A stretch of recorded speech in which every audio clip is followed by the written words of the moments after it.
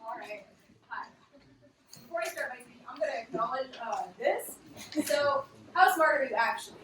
I'm going to be talking about how it's not how smart you are. It's not, are your grades good? Are your hobbies good? No. It's your hobbies defining where your intellect lies. Not how good you are at these intellects, just where they're the sharpest, where they're the dullest. I'm going to start this speech off with something honest. I've never really been a math or even a science type of person. To me, math and the sciences have always seemed very distant, very cold. And that's fine.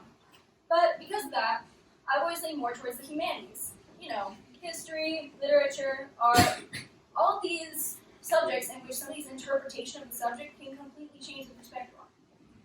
And that's great, that's fine. But even though I lean more towards the humanities than STEM, people seem to make it out as though that's a bad thing. And one example of this would be when somebody says, "Hey Sasha, what do you plan on majoring in after high school?" The reaction is either going to be one of two things after I say, I want to do something art-based. They're either going to say, "Oh, wow, look at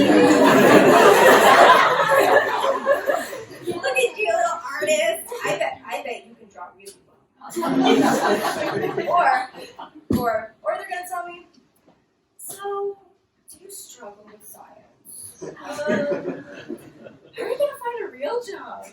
How are you going to afford anything? How are you going to make any money?" Well, let me tell you, rude responses like these, they're not common. No, they're not common. They are actually the standard response for anyone acknowledging an interest in something other than the STEM subjects. And this has led me to notice more and more that people seem to have very little respect for the humanities and just the importance that they carry in today's world. Which is why I'm here today. Today I'm here to talk about why the humanities are just as important as the STEM subjects, if you haven't caught on already. So, before I start out with the more general and philosophical reasoning, I'm going to start out with the scientific part.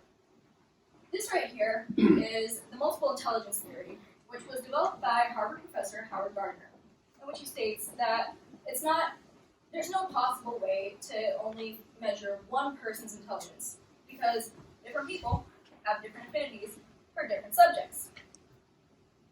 This means also that when a society chooses a form of intelligence to measure, they're only going to usually choose one or two forms of intelligence.